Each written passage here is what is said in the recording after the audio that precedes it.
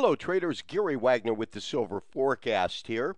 It is the 14th day of March, Monday in Honolulu, Hawaii, approximately 10:30, and this is the daily report. We have silver trading all over the board over the weekend, currently trading unchanged at around 35.90. We are looking at a 120-minute candlestick chart. Each bar represents 120 minutes in time. And what we can clearly see in here is that, we do have a base forming. We do have some solid support roughly at around 35.25, 35 cents, or excuse me, $35 even on silver.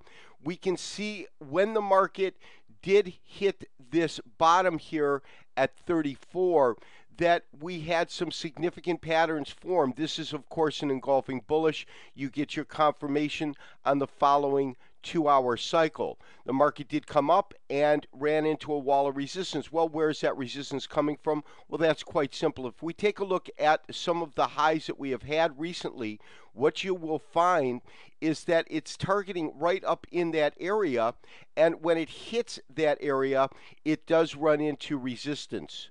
There is absolutely no doubt about that. Traders, we are looking at a daily chart, and this is in Henkin, or Japanese average format. I do believe at this point that it is safe to enter the water. For those that do not have initial positions, you can go ahead and actually enter a position on the long side. My recommendation, though, is going to be to scale in. In other words, maintain enough equity so that if we need to dollar cost average on a move down and take advantage of a dip, we can, or buy breakouts as the market moves up. One of the reasons that I am suggesting that we enter from the long side, if we take a look at this daily Henkin chart, I personally believe at this point that this sell-off that we witnessed last week has kind of flushed out. The profit taking has occurred, and it's really flushed the sellers out of the market, and I think that there's new buying that's going to be entering in the market. You can see that this current Henkin candle is lacking that bottom tail. That's what I'm looking for, but of course it's very, very small. But anytime a trend really starts to develop and to build, you'll notice it starts with these real small candles, as you can see here, and typically the candle size will move up, as you can see through here.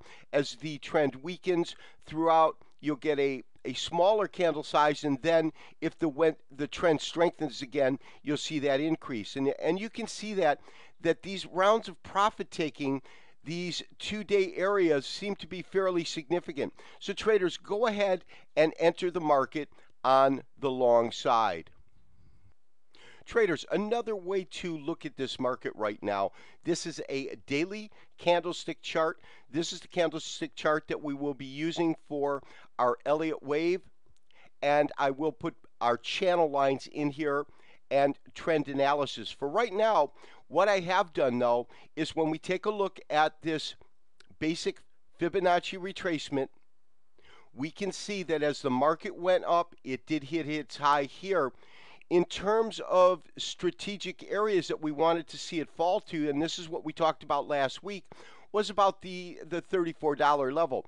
As you can see, this low of the day does match. In other words, it did come down, it did test this area, but what happened was you did see buyers enter into the market, and it pushed the market not only up, but it pushed the market to close well above the open of the day.